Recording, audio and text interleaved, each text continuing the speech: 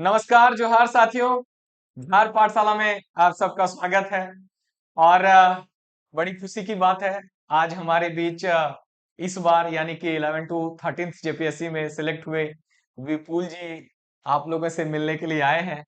और आगे हम लोग विपुल जी से ढेर सारी बातें करेंगे, लेकिन उसके पहले कॉन्ग्रेचुलेशंस आपको थैंक यू इस सो मच। सफलता के लिए। और एक बार फिर से बहुत बहुत बधाई आपको। आप सबसे बड़ी बात है कि पहले अटेम्प्ट में आपने ये सफलता पाई है, तो congratulations Vipul thank ji. You sir. और साथियों कहते हैं ना कि हिम्मत रखो, धैर्य रखो, अपनी मेहनत पे भरोसा रखो, तो मंजिल आपको मिल ही जाएगी। और कहीं ना कहीं ये बातें विपुल जी के लिए भी सही साबित हुई। इन्होंने हिम्मत रखा, मेहनत किया और लगातार सतत मेहनत करते रहे। कई बार लोग जो है मेहनत करते करते बीच में टूट जाते हैं, रास्ते बदलने लगते हैं, नहीं अब हमसे ये नहीं होगा, अब हम ये नहीं करेंगे। लेकिन जो लोग मेहनत करने का जिद बना लेते हैं और लगातार मेहनत करते रहते हैं, मंजिल पा ही लेते हैं। इसके साक्षात उदाहरण आज हमारे बीच विपुल जी हैं। फर्स्ट अटेम्प्ट में इन्होंने जेपीएससी में जेएफएस सर्विस इनको मिला है, झारखंड फाइनेंस सर्विस जो है वो इनको यहाँ पे मिला हुआ है। और आगे इनकी अभी जर्नी जो है वो लंबी है, यूपीएससी का भी इनका ख्वाब है। ढेर सारी बातें करेंगे हम लोग विपुल जी के साथ। तो सबसे पहले तो आपका झार पाठशाला में स्वागत है। थैंक और यू सर। आप झार पाठशाला के खोरठा पेड बैच के स्टूडेंट रहे हैं। Yes sir. हमारे लिए भी गर्व की बात है कि हमसे खोरठा पढ़े और आज फाइनली सेलेक्ट होकर के आए हैं। तो क्या मतलब सबसे पहले ये बताइए कि जब रिजल्ट आप देखे, नाम आपका आया, कैसा फील हुआ आपको? सर उस समय तो लग रहा था कि सच में मेरा ही नाम है ना। मैं हाँ, उसको मैंने 3 से 4 बार चेक किया था, उसका हाँ, रोल नंबर वगैरह देख के कि हो सकता हाँ, है कि नाम सेम हो किसी का भी। हाँ, तो हाँ, रोल नंबर वगैरह देख के मैंने 3-4 बार कंफर्म किया। उस समय सबसे पहले मैंने ही अपने घर में देखा था। हाँ, हाँ, तो उसके बाद मैंने दीदी को उठाया, 5 बजे था, 5 बज रहा था उस समय। तो मैंने दीदी को जाके बोला कि दीदी देखो ना मेरा रैंक आया है, हम्म, कि इसमें मेरा इतना है। तो फिर दीदी से फिर पापा-मम्मी को भी बात चला, फिर हम्म। उसका धीरे-धीरे सब जगह फ़ोन होने लगा। तो काफ़ी अच्छा लगा था मुझे पर्सनली कि और फैमिली फैमिली वालों का, रिलेटिव से ये सबका क्या रिएक्शन था? हाँ, रिलेटिव्स वगैरह को ऐसे ऐसा लगा कि जैसे एक्सपेक्टेशंस नहीं था कि उतना कि हो जाएगा, और उनके लिए जैसे था एक बॉम्ब जैसा था, हम्म, बॉम्ब गिर गया उनके ऊपर। हाँ, अब जो रिलेटिव सच में दिल से सपोर्ट कर रहे थे वो लोग बहुत खुश थे। वो हाँ, लोग हाँ। गाँव में भी बहुत जगह प्रचार-प्रसार किए कि मेरा एक ऐसा हो गया है। तो वो लोग जो अच्छे से मन से थे वो अच्छे थे, और जो नहीं तो उनके लिए एक सदमा जैसा था। अच्छा, अच्छा। अच्छा, इसके पहले आप बता रहे थे मुझे कि आपका मीडियम जो रहा है वो इंग्लिश ही रहा है। यस और सर। हाँ, इंग्लिश से एकदम सीधे खोरठा लैंग्वेज पेपर के लिए डिसाइड कर लिए आप, ये कैसे मतलब? सर ये जर्नी मेरे लिए भी बहुत टफ था। जैसे पर्सनली मैं भी जब से ग्रेजुएशन कंप्लीट हम्म, 22 में, तो मेरा भी एक डिसीजन था कि जेपीएससी में जब अटेम्प्ट दूंगा तो इंग्लिश पेपर से ही दूंगा। तो इंग्लिश लिखना मुझे ज़्यादा अच्छा लगता था, मतलब लिखने में दिक्कत नहीं होता था। हम्म, लेकिन फिर जब फ्रेंड्स को फॉलो करना किया मैंने, जैसे 7 टू 10 जेपीएससी में, कि लोग बोल रहे थे कि नहीं खोटा लो उसमें मार्क्स मिलेगा। हम्म, हम्म, तो मैं सोचा कि ट्रेंड्स को इग्नोर करना गलत हो जाएगा, हम्म, क्योंकि कहीं न कहीं मुझे सिलेक्शन लेना है। मुझे यहाँ किसी को शो नहीं करना है कि मेरा इंग्लिश कितना अच्छा है, मुझे सिलेक्शन लेना है। हाँ, और हर तो बार हाँ, खोरठा का अच्छा इस बार भी शायद 80% स्टूडेंट्स खोटा ही लिए थे। खोरठा से, हाँ, हाँ। तो वही वही मैं ट्रेंड्स को इग्नोर नहीं किया। मैं हम्म, सोचा थोड़ा-सा मेहनत करना पड़ेगा मुझे, मैं करूँगा इस चीज़ में। हम्म, और अब फिर आप मुझे टीचर जैसे मिले, सीजीएल के थ्रू ही मैंने सर को जानता हूँ। मैंने मतलब जेपीएससी आने से पहले जब सीजीएल का ट्रेंड चल रहा था झारखंड में, उस समय जेपीएससी पूरा ऑफलाइन मोड पे था। तो उस समय ही मैं सर से ऑनलाइन क्लासेस में देखता था सर को रोज़। अच्छा, अच्छा। मतलब जो मिसलेनियस क्वेश्चंस वगैरह, जो एमसीक्यू आता था, मिक्स्ड क्वेश्चन वगैरह, उसको ही फॉलो करता था।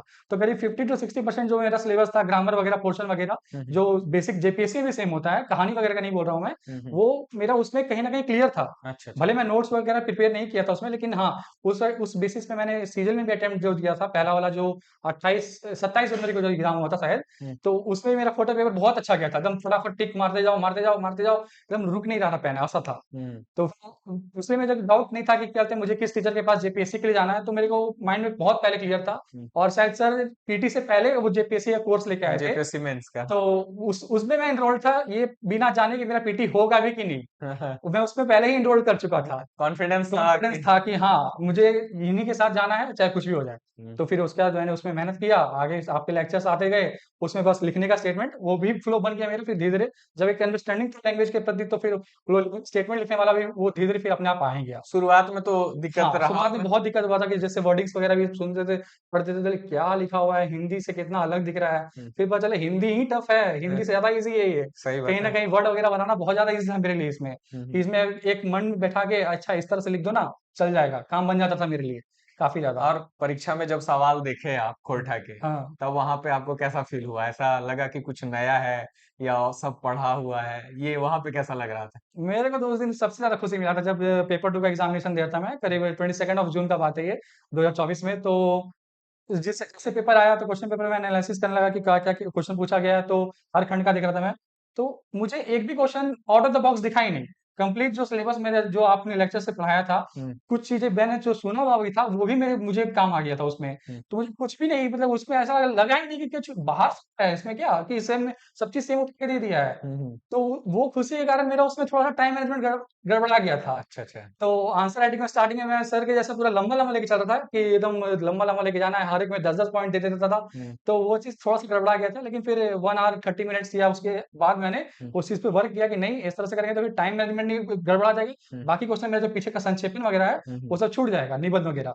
तो फिर उस चीज़ पे वर्क करके मैंने उस चीज़ को फिर कंट्रोल किया और हो सकता है थोड़ा-सा लास्ट में जाते-जाते थोड़ा छोटा हो गया, लेकिन क्वेश्चन सारे अटेम्प्ट हो गए थे। मेरे उस चीज़ का खुशी था मुझे। अच्छा, अच्छा।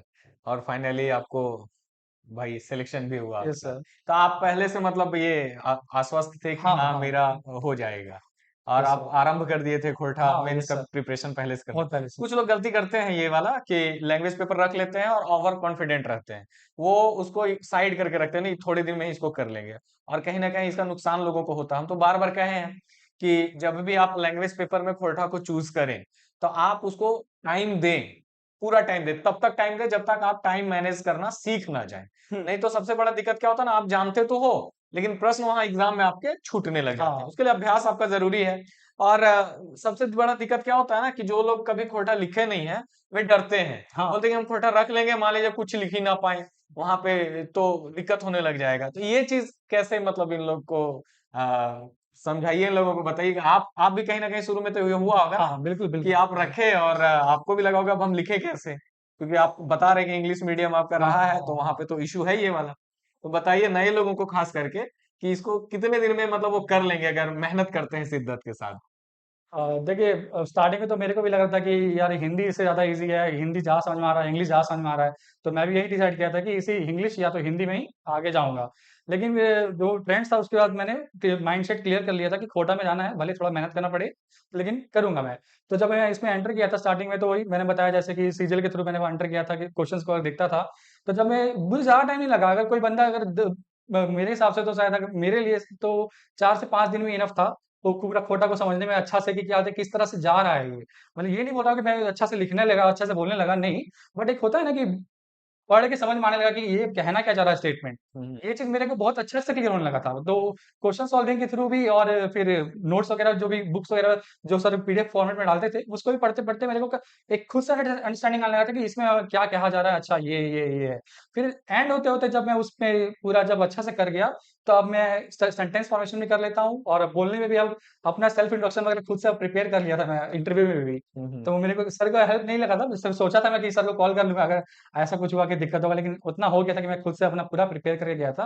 वो भले ही कि क्वेश्चन्स नहीं पूछा गया मुझे इंटरव्यू में, लेकिन फिर भी था। लास्ट डे तक सर से मैंने हेल्प लिया है। इंटरव्यू में भी मैंने जैसे इंटरव्यूज़ के जे 1 दिन 2 दिन पहले मैंने मॉक लगाया था, तो मुझे वहाँ भी कोटा से रिलेटेड क्वेश्चन पूछे गए थे। तो वहाँ पर मैं से वैसे फैक्चुअल क्वेश्चन ज़्यादा पूछे गए थे कि पहला ये महाकाव्य कौन है, पहला कहानी कौन है, पहला नाटक कौन है, इस तरह से पूछे गए थे लगातार। तो उस जगह मैंने लगातार सॉरी, सॉरी, सॉरी बोला था, तो मुझे लगा नहीं इस चीज़ पे वर्क करना ज़रूरी है, नहीं तो कहीं अगर वहाँ भी ऐसा हो गया, हम्म। तो कहीं मार खा जाऊँगा मैं। हाँ, लेकिन इंटरव्यू में आप हुँ। खोरठा से पूछा नहीं गया। पूछा नहीं गया था, लेकिन हाँ, सर का मैंने उस दिन कॉल किया था फर्स्ट तो तुरंत सर से मैंने सारा आंसर लिखवा लिया था। तो सर 24/7 अवेलेबल थे, कहीं न कहीं। आ, चाहे आपके पापा तो बता रहे थे कि आप बहुत पढ़ते थे, तो नहीं सर इतना प हाँ, इतना मतलब कैसे आपके अंदर मोटिवेशन आया कि मतलब बहुत देर तक बैठने का, लगातार रहने का? भी तो लोग 1 घंटा 2 घंटा बैठता नहीं है, रील देखने लग जाता है, फिर बोलता है कल करेंगे, टाल मटोल करने लग जाता है। आपके पापा जिस तरह से बता रहे थे कि आप बैठे रहते थे, बैठे बैठे मतलब दर्द होने बहुत लग जाता, हाँ, ये यस सब सर। चीजें, और फिर भी आप लगातार मेहनत करते रहते थे, तो इतना मोटिवेशन का कारण बताइए कुछ। सर सबसे मेन कारण था कि मुझे अपने घर में मैं ये नहीं सोचा था कि मेरे से बड़ा कोई है तो वो काम करे। मुझे था पर्सनली कि मैं अपने घर में फाइनेंशियल स्टेबिलिटी लेके आ पाऊँ, क्योंकि मेरा सोर्स ऑफ इनकम जो फैमिली का है वो इर्रेगुलर बेसिस पे है। कभी होगा, कभी नहीं होगा, ऐसा है। तो मुझे एक था मन में कि मुझे ग्रेजुएशन के बाद चाहे वो इस मीन्स में हो, चाहे गवर्नमेंट जॉब के थ्रू हो, चाहे वो कॉर्पोरेट मीन्स के थ्रू हो, हुँ, दोनों में से किसी मीन्स के थ्रू मेरे को करना था। लेकिन डाइवर्ट कर दी थी दीदी कि गवर्नमेंट जॉब के ही तरफ जाओ, तो फिर मैंने इसी में अपना 100% 200% दिया, ताकि मुझे वन फर्स्ट अटेम्प्ट में निकल जाए, किसी भी रैंक से निकल जाए। ऐसा कुछ नहीं था मुझे लालसा कि क्या कहते हैं कि मुझे फर्स्ट रैंक चाहिए, नहीं। मैं 342 पे भी रहता, उसमें भी खुश था मैं। बस मुझे एक सिक्योरिटी मिल जाता, फाइनेंशियल सिक्योरिटी, उसके बाद मैं अपना जो भी बड़ा गोल है, उसके तरफ आराम से बढ़ सकता था। तो ये एक मेरे लिए मोटिवेशन के तौर पे काम करता था। और मैं पर्सनली मोटिवेशन की तरफ ज़्यादा नहीं भागता था, मैं सोचता था कि डिसिप्लिन की तरफ ज़्यादा भागता था, कि अगर एक पेज ही रोज़ पलट पाऊँ मैं, तो मेरे लिए वो बहुत अच्छा है। कोई भी दिन ऐसा ना जाए कि जिसमें कोई भी नहीं पढ़ाई हुआ है। जब तक मेरा सिलेक्शन ना हुआ, हाँ, अभी तो गैप जा रहा है, जैसे हुँ, अभी थोड़ा-सा गैप हो जा रहा है। हुँ, हुँ। फिर भी आगे जब यूपीएससी के लिए जब शुरू करूँगा, तो फिर उसमें भी फिर उसी के साथ कोशिश इनका करूँगा। आगे यूपीएससी का ड्रीम था और लेकिन पहले इन्होंने जेपीएससी की तरफ फोकस किया और सिलेक्ट भी हो गए हैं। अब आगे हम तो मेरी दिली इच्छा है कि एक दिन आप यूपीएससी में भी सिलेक्ट हो जाएँ जी। और फिर आए एक बार मिलने के लिए, बाकी आकर के लोगों से इंटरैक्ट करें।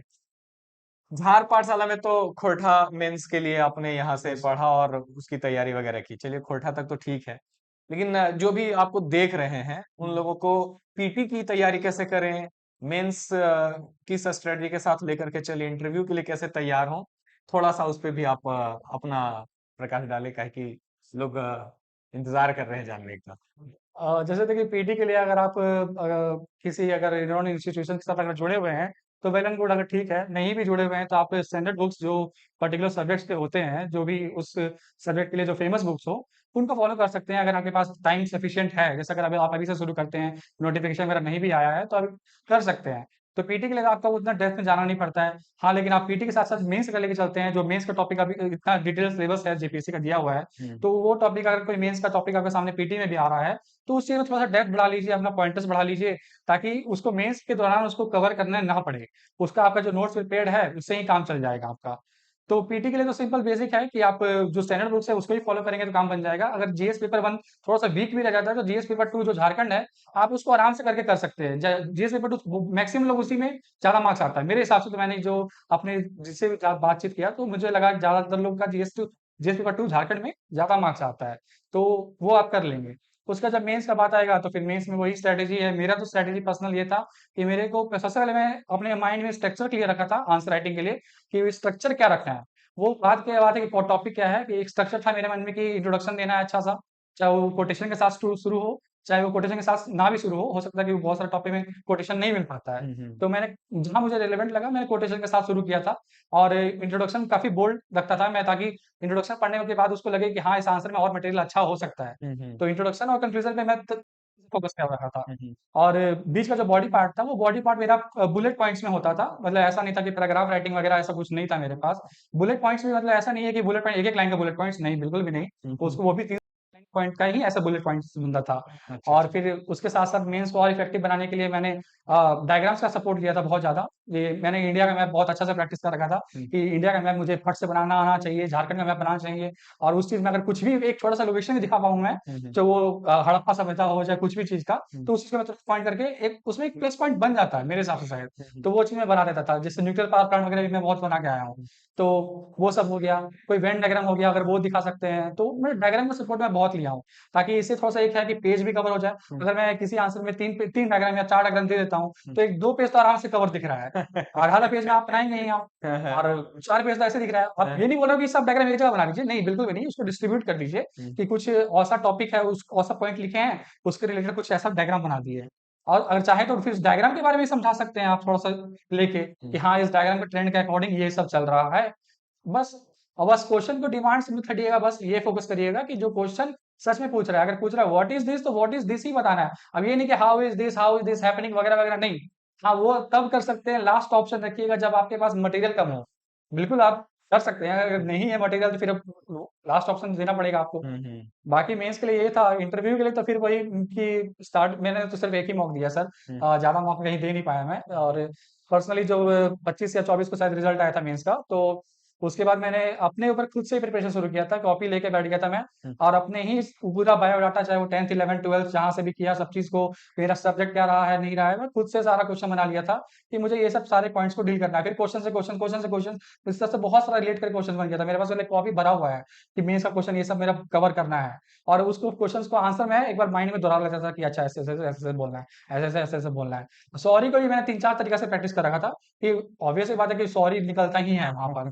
तो हाँ, हाँ, हर पॉइंट पे आप नहीं बोल पाते हैं हाँ। और सॉरी जैसे मतलब कि अगर कुछ गड़बड़ भी है तो सॉरी बोलना बेस्ट ऑप्शन रहता है कि अगर सामने वाला कुछ ज़्यादा ही पोक कर रहा है, हुँ, जैसे मेरे पैनल में थे एक मेंबर, हुँ, वो हुँ। मुझे ज़्यादा पोक कर रहे थे, मुझे फिजिक्स के सब्जेक्ट को लेके। अच्छा, अच्छा। जैसे मतलब कि एक फैक्चुअल डाटा क्वेश्चन पूछा था गया था मुझसे कि ये पूछा गया था कि ये लिफ्ट वाला क्वेश्चन था, तो उसमें कुछ था कि इसका एग्ज़ैक्ट वैल्यू क्या होगा? तो वो बोले कि सर मुझे एग्ज़ैक्ट वैल्यू तो अवेयर नहीं हूँ मैं, हुँ। बट इसके बारे में कहीं पढ़ लूँगा बाद में जाके। मतलब क्या बात बात कर रहा है यार, तुम ऑनर्स का स्टूडेंट है ये अच्छा। ऐसे हाँ, ऑनर्स के स्टूडेंट होके तुम ऐसे बोल रहा है, टाइम लो, टाइम दे रहे हैं। हाँ। तो फिर 2 से 3 फिगर तक मैं एग्ज़ैक्ट बता पाया तो बोले मतलब पोक बहुत किया जाता है वहाँ पर। अच्छा, अच्छा, अच्छा। एक पैनल मेंबर हमेशा पोक करने के लिए बैठे हुए थे।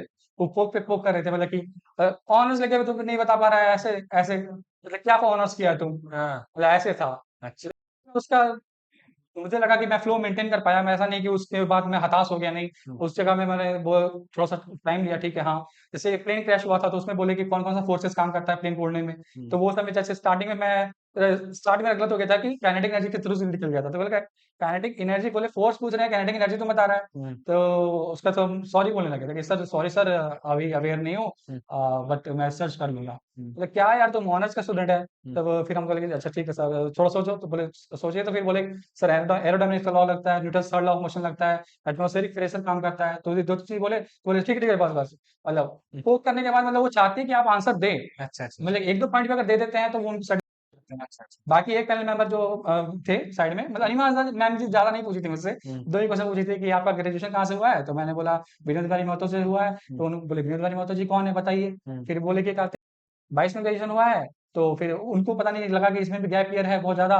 बोले कि तो फिर इतना दिन क्या करे थे? तो बोले कि 1 साल तो फिर सब प्रिपेयर ही करे थे मैम तो उसके बाद अच्छा ठीक है। तो बोले बाकी भी जो पैनल्स थे हुँ। वही सब पूछते रहे थे। तो इंटरव्यू के लिए भी कुछ दिक्कत नहीं होता ज़्यादा। अगर आप अपने साथ भी या फिर आपके साथ मेरे जैसे दीदी हेल्प बहुत करती थी मुझे इंटरव्यू में पर्सनली कि क्वेश्चन्स को बार-बार पूछना। मतलब क्वेश्चन जो बना हुआ है उसके अलावा भी कुछ-कुछ क्वेश्चन घुमा-फिरा के पूछना हुँ। ताकि एक होता है ना कि out of the box question में आए तो उसको डील करना आना चाहिए। तो उस चीज़ के लिए भी मैं वेल प्रिपेयर्ड था कि कहीं से भी आए तो कुछ सॉरी के साथ और कुछ आंसर के साथ निकल जाना। अच्छा, अच्छा, अच्छा, अच्छा। कितने देर का आपका इंटरव्यू चला था? On an average 15 to 20 minutes के आस-पास चला गया था मेरा इंटरव्यू। अच्छा, अच्छा, अच्छा। और ये भी एक था कि जैसे इंटरव्यू मैंने इंग्लिश में टोटली प्रिपेयर किया था हुँ। और वहाँ पर टोटली हिंदी में देना पड़ा था मुझे इंटरव्यू। अच्छा। और पैनल को फ़ोर्स करना वो भी ठीक नहीं है कि आप जाके दिखाने लग जाएँ कि मुझे इंग्लिश में देना है, I want to speak in English हुँ। And all. तो ऐसा कुछ नहीं, मैं फ्लो के साथ कंटिन्यू रहा कि मैम ने पूछा हिंदी में तो मैं हिंदी के साथ चला गया। अच्छा, अच्छा। अच्छा एक सवाल जो मेरे मन में है, हुँ, कोचिंग पे डिपेंडेंसी क्योंकि बहुत सारे विद्यार्थियों को मैं देख रहा हूँ लगातार वो कॉल कर रहे हैं कि सर कहाँ से करें ये वो हमको जैसे खोलठा तो बोलते हैं कि ठीक है सर लेकिन और सारी चीजों के लिए वो कोचिंग को लेकर के बड़ा एकदम ऊहा-पोह वाली स्थिति में रहती है कि सर यहाँ से करें वहां से करें क्या करें नहीं करें अच्छा जहां तक हम अपना मुझे लगता है कि इस जर्नी में पूरी तरह से कोचिंग पे किसी भी कोचिंग पे डिपेंडेंसी सही नहीं है नहीं, बिल्कुल भी नहीं। जैसे आप मेरा हाँ खुद का एग्ज़ाम्पल है कि मैं 3-4 टीचर से पढ़ा हूँ, तभी मैं आज यहाँ घूम रहा हूँ। आप लोग को लग रहा होगा भले कि ये 3-3 टीचर, 4-4 टीचर के पास जा रहा है, लेकिन नहीं, मेरा कंट्रीब्यूशन था, सर का भी कंट्रीब्यूशन था मेरे लाइफ़ में, तभी मैं घूम रहा हूँ। हम्म, कहीं से कुछ था, ऐसा बिल्कुल भी नहीं आप लेके चल सकते हैं। जैसे मैं अपने हिसाब से कस्टमाइज़ कर रखा था क्योंकि मुझे जहाँ जो बेस्ट लगेगा, मैं वहाँ चल जाऊँगा। ऐसा नहीं था कि फिक्स मुझे स्टार्टिंग पीटी से लेके एंड तक वहाँ तक जाना है, नहीं। अगर आपको जहाँ बेस्ट मिल रहा है, आप जा सकते हैं, बिल्कुल जा सकते हैं, कोई दिक्कत नहीं है। हाँ, पर इस जर्नी में मतलब थोड़ा-सा स्मार्ट अप्रोच रखना हाँ, ज़रूरी बिल्कुल, है। बिल्कुल, बिल्कुल। आपको खुद भी अपना हुँ, ध्यान रखना ज़रूरी है। जहाँ से आपके काम की चीज़ें आपको मिले, आप वहाँ से ले लो। तुरंत। ऐसा नहीं कि आपको स्टक हो जाना है कि नहीं यहीं पे हम सारे चीज़ें लेंगे। हुँ, आप अपने ऊपर ज़्यादा फोकस करो कि हमको कहाँ मिल रहा है, मेरे काम की चीज़ें कहाँ पे ज़्यादा मुझे मिल रही है, उसे हुँ, लेना है, आगे बढ़ना है ना? तो डिपेंडेंसी एक हद तक ठीक है, 100% डिपेंडेंसी मुझे नहीं लगता किसी कोचिंग पे सही नहीं होगा। सही होगा। और लास्ट मैसेज क्या देना चाहेंगे आप स्टूडेंट लोग को बताइए? मैं तो यही बोलूँगा जिनका सिलेक्शन हो गया उनको कांग्रेचुलेशंस अगर जिनका नहीं भी हो पाया इस बार इंटरव्यू तक भी गए या मेंस तक भी गए, आप लोग लगे रहिए बिल्कुल आपका भी होगा। आप सबका दिन आता है, आपका भी दिन आएगा, आप भी एक दिन सितारा जैसा चमकेंगे, वैसे आज हम लोग कुछ थोड़ा सा चमक पा रहे हैं। 2 मिनट के लिए अंकल आप भी आइएगा, क्योंकि विपुल जी की सफलता, भाई गार्जियन की क्या भूमिका होती है ये तो हम लोग अच्छे से समझ सकते हैं। आप बताइएगा ये किस तरह से पढ़ाई करते थे, कितना पढ़ते थे, क्योंकि आप तो डेली देखते थे इनको, और कैसे आप इनको रोकते थे और फिर भी पढ़ाई करते थे, ये थोड़ा सा बाकी लोग को बताइए, ताकि उन लोग के अंदर भी पढ़ने के लिए जुनून आए कि नहीं हमको अधिक से अधिक मेहनत करना पड़ेगा, क्योंकि सारा कोई भी रिजल्ट तो मेहनत पे ही डिपेंड करता है। इनकी मेहनत के बारे में आप बताइए, ये तो बता दिए, आप जरा सा बताइएगा कैसे ये मेहनत करते थे। सर सबसे पहले तो मैं आपको प्रणाम। अरे वाह। सर सबसे पहला चीज है कि जो भी बच्चा पढ़ने में अपना दिल लगा रहा है या नहीं भी लगा रहा है, तो उसे ट्राई नहीं करना चाहिए कि तुम पढ़ो, क्योंकि उससे मेरा उसका माइंड इधर उधर भटकता है कि मुझे गार्जियन टॉर्चर कर रहा है। हाँ, बच्चे को इतना हर तरह से खुशी दीजिए, हर तरह से कॉन्फिडेंस दीजिए कि वो खुद अपने पढ़ाई में दिल लगाए, और जब दिल लग जाएगा उसका तो वो हर हाल में निकालेगा। आज मेरा बच्चा सेलेक्ट हुआ है, ये विशेष जगह कहीं कोचिंग नहीं किया, मात्र 3 सेंटर से कोचिंग किया, और तीनों सेंटर को ही लाइक करके आज तक ही चला और सक्सेस हुआ। इसमें गार्जियन का बहुत बड़ा योगदान होता है कि बच्चे के ऊपर लोड मत डालें। जब ये पढ़ाई करता था तो 12 घंटा 14 घंटा रनिंग करके पढ़ाई करता था। उस पीरियड को देख करके मैं दंग रह जाता था कि ये बच्चा इतना मेहनत कर कैसे रहा है। मैं मना करता था कि मत करो इतना, रुक जाओ। अच्छा अच्छा। फिर भी दवा खा करके और उसको स्टडी करता था, और आज सक्सेस हुआ। सर आप लोगों का ये माने आशीर्वाद है, आप लोगों का गाइडलाइंस इतना अच्छा है कि जिससे मेरा बच्चा आज आपके सामने खड़ा है एक ऑफिसर बन के। ये तो बस इनका मेहनत भी है भाई। ये कहते हैं ना कि आप बिना मेहनत के कुछ हासिल नहीं कर पाओगे, और मेहनत भी आपको टूट के करना पड़ेगा। अगर आप बड़ा लक्ष्य पाना चाहते हैं तो आपका मेहनत भी बड़ा होना चाहिए। आप ये मत भूलिए कि आप कंपटीशन में हैं, और आपका जो कंपटीशन है वो बहुत बड़ा है। तो आप समझ सकते हैं कि दवाई खा करके लगातार, मतलब 12 घंटे 14 घंटा पढ़ना इतना आसान काम नहीं है, और वो भी अभी सोशल मीडिया वाले जमाने में, जहाँ पे लोग दिन रात, अच्छा जहां तक हमको मुकुल जी ने बताया है कि ये फोन से भी और सोशल मीडिया से भी एकदम कटे रहे, हाँ, मतलब ये किसी दोस्त से संपर्क नहीं रखा, मतलब 2 साल एकदम बंद कर दिया। न सोशल मीडिया पे रहा, न फोन कांटेक्ट में रहा, हम्म, न ये व्हाट्सअप, किसी चीज से नहीं, फोन को सीधे ऑफ कर दिया, कोई रिचार्ज नहीं। इतना तक कि ये बच्चा लास्ट में मेरे को एक दिन बोला हम्म, कि पापा मेरा कोई दोस्त नहीं है। अच्छा हम अच्छा। बोले बेटा बस तुम बन जाओ, देखो दोस्त तुम्हें इतना हो जाएगा कि तुम परेशान हो जाओगे। बताइए। पापा मेरा कोई दोस्त नहीं है, और आज देखिए पूरा झारखंड अब इनको जानता है कौन है विपुल जी। सभी दोस्ती के लिए हाथ बढ़ाने के लिए तैयार हैं। रिश्तेदार सब, दूर दूर के रिश्तेदार सब अपना परिचय इनके नाम से देने के लिए तैयार बैठे हुए हैं। तो ये है सफल होने की बात की स्थिति। विपुल जी झाट पाठशाला में बोकारो से चल करके आए हैं आप लोगों से मिलने के लिए, मुझसे मिलने के लिए, तो आपका बहुत बहुत दिल से आभार, और आपके भावी भविष्य के लिए एकदम हार्दिक शुभकामनाएं। और हम लोग सब साक्षी रहेंगे कि आप एक दिन यूपीएससी में रिजल्ट लेकर के जरूर आइएगा। जरूर ये हम सब दुआ करेंगे कि आपका यूपीएससी में भी हो, और वहां पे भी आपका होगा, क्योंकि जिस हिसाब से आप मेहनत कर रहे हैं, मेहनत बेकार आपका कभी नहीं जाएगा। तो आप झाड़ पाठशाला में आए इसके लिए आपका बहुत बहुत आभार, और भावी भविष्य के एक बार फिर से आपको हार्दिक शुभकामनाएं। अंकल आपको भी।